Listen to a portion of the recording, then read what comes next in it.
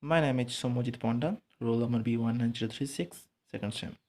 So today I am going to introduce about the topic named mechanism of respiration. So in this topic we may know here this first one is that concept of respiration, anatomy and mechanism. So let's check about.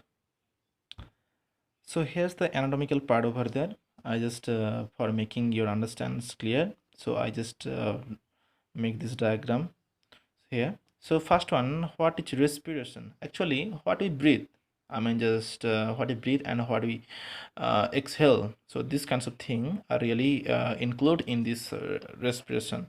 So respiration, it's one kind of what is the thing? It's a biochemical process by which we take in oxygen, releasing carbon dioxide. That's why what happened our biological mechanism of the cells just happening, and at last we just producing of ATP. So this kind of thing will happen. So here this anatomical part, this is the pleura, outer layer of the lungs, and this is the diaphragm, and this one is that intercostal muscle, and this is the ribs. So here this is the visceral pleura, and this one is the pleural cavity, and it mainly protects the lungs from to prevent the contraction of the lungs. So this is the I mean in the pleural cavity the pressure is sounds like negative pressure over there, and lungs is interpulmonary pressure. That's why this is the interpulmonary volume over there, and the whole thing are just located in our between the ribs, between the ribs. So let's going to introduce you about this diagram. Actually this is the sternum, and this is the cartilage. I mean the ribs, the bones are attached to there, and another part, this is the this is spinal cord over there. Okay, so between that, this is the thoracic cavity. Between this cavity, I mean this is the second largest what I say space in our body. So that's why in this space, I mean heart, lungs, many organs are located in there. Okay, so before making making your concept clear, for making concept, I just draw this diagram too.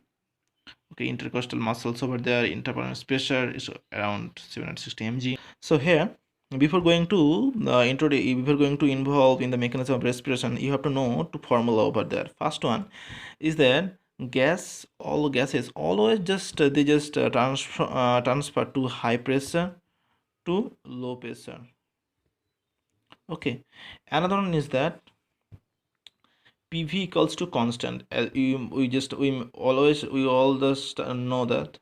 Okay, so that means P disproportionately related to the volume. So when the pressure is increased, volume also decrease. Here in this diagram, I must told you that what is the main thing, what is the pressure difference between outermost pressure and the intrapulmonary pressure. Actually, outermost pressure is that 760 mmHg, as we know. This is the same pressure also here. So how it's possible that gas just just gas flows into the lungs and also flows out the lungs? So actually what happened when we just inhale, what happened, intrapulmonary volume just increase. Okay, so when the volume increase, that means what, P equals to V, that means pressure also decrease. So this is the thing, pressure also drops. That's why this pressure is like around 759 mg. The difference mean minus 1 mmHg.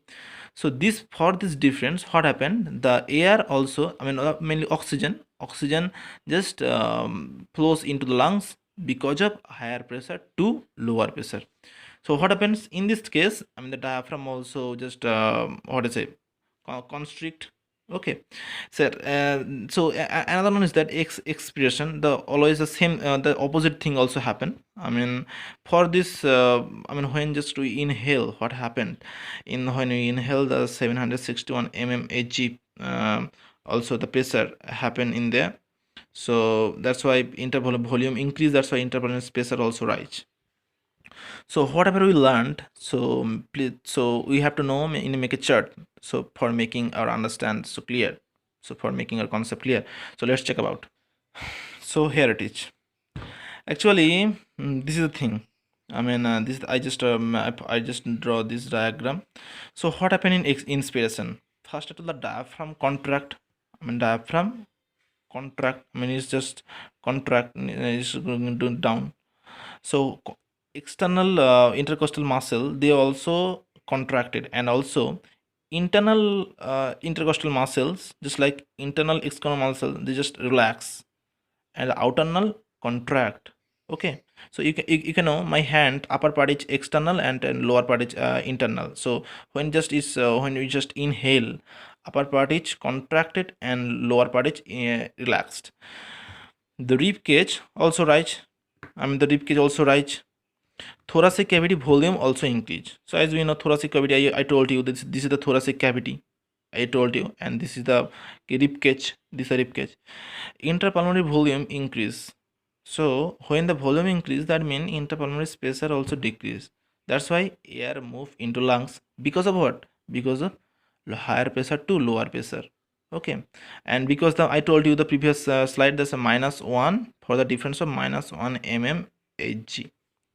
Okay, the opposite thing also happen here, I mean in the expiration. What happened? I mean the firstly the diaphragm also relaxed. Okay, and the contraction of the internal costal muscle, I mean when it just contracted, the contraction of internal intercostal muscle and relaxation of the outer intercostal muscle. So rib cage also get down, I mean rib cage also get down, I mean descent. Thoracic volume also decrease, and interpulmonary volume decrease. That's why intrapulmonary pressure increase, and the gas, I mean is that flows out because of what? There's a higher concentration, this is a lower concentration. Sorry, this is the higher concentration, this is a lower concentration. That's why the gas flows out. This is the thing, this is the mechanism of expression. And thanks for watching.